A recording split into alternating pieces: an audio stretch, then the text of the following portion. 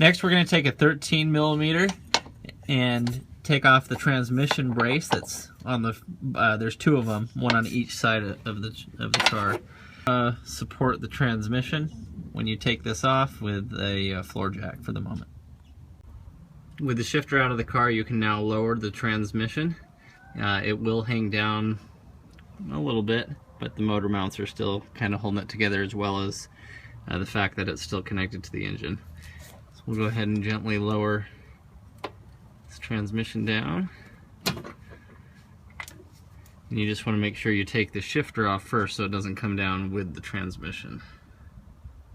Right here near the tail shaft of the transmission, there's another sensor for us to unplug, and it's this one right here. And so I put a screwdriver around the back side to lift up on the tab and then separated it, so you can see that tab now. So once again, it's in like this. You gotta get a screwdriver behind here to lift that tab up and pull it out. On the side of the transmission here, you'll find a little access window, and we're going to take off this bolt right here, and then that'll give us access to the clutch cable. Just put a pry bar in here. This is the clutch fork. And as you push it forward, you push the clutch fork forward, you can then pull the cable out of that housing. So now the clutch cable is disconnected from the clutch fork. Now pull this C-clip out so that you can then pull the clutch cable through the transmission. Next we're going to take off the cam position sensor. It's here on the front. And the whole harness, engine harness, as it comes through here, just pull up straight and they'll come off of these dowels. In the valley, follow this coolant line that goes all the way to the end, and you'll find a clip right there that we just removed, that one. Now just pull the hose off of that. On the front, we're going to remove this pulley, this little baby pulley bridge here, 10 millimeter bolt here, 10 millimeter bolt there. This is where the alternator would usually attach on a 2-valve, and this is where we're going to use this as a lift point. Right here by the oil filter, you'll find the ground strap. It's a 15 millimeter bolt right there. And to get on it, we're using a U-joint here with a deep socket 15. There's a 13 millimeter nut here that you'll take off by the oil filter, and it will have another ground to it. So there's a bigger ground here, and then there's another one right next to it, so make sure you get both of those. Next we're going to go after the motor mounts. This is a 22 millimeter socket, and you just got to get a few extensions here, go all the way through that K-member and right there onto the bolt. So there's one on each side. Once again, that's the motor mounts right through there. Yeah, I guess. Move this coolant crossover here. It's just two 8 millimeter bolts that hold it in place.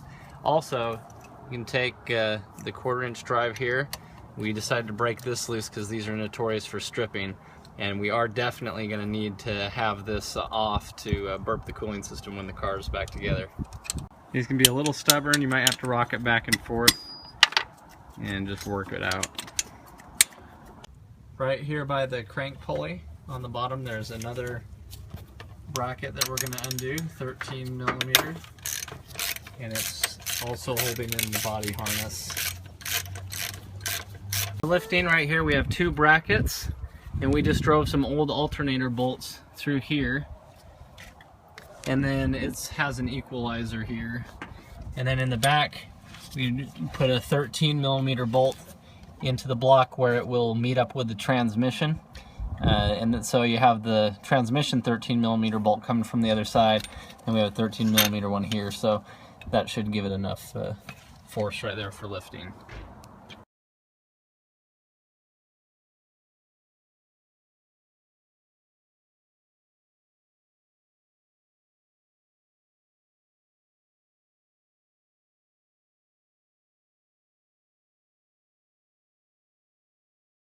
We have another engine harness here, 15 millimeter on the side that we're getting. it was more easily exposed with the engine up a few inches, but you can definitely get it before you start pulling the engine. Now we're going to undo the electrical wire on the starter, and let's see if I can get a good picture of it here for you. There it is. It's a 13mm bolt all the way on the left side. So by just taking that off, since the rest of the starter is coming up with the engine, you should be good. If you want to take this off before lifting the engine out, then it's 3 bolts, and one of them is really hard to get to at the top.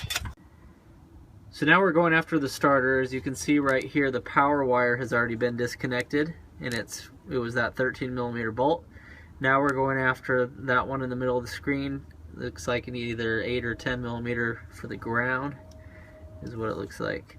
So after undoing both of those bolts, the starter can just come up with the rest of the car.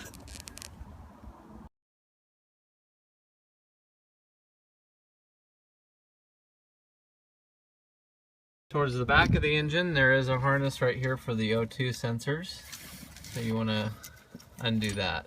And so, yeah, it just came out of that main harness right here. Right? Yeah, and this, go ahead and pull this one off. Yeah, might as well. There we go.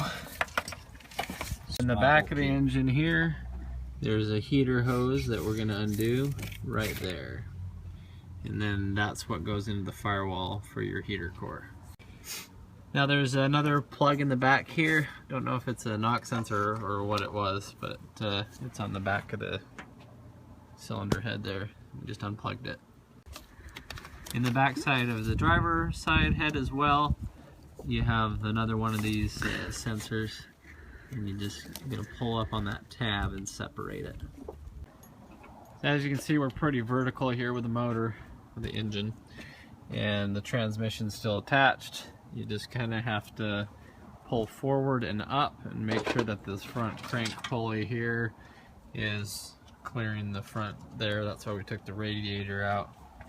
And we had to lift with the floor jack on the transmission a little bit to help just to get the angle out, but you should be able to pull forward and have it come out loose. If it's tight, if it's pushing up against the firewall here, if you're snagging wires, you just got to be looking at it at all angles and pull this out really slow. That's where the smoke show came from. Cylinder 5, 6, and then boom, 7. You can see all the oil coming back out of that. And then 8. Piston.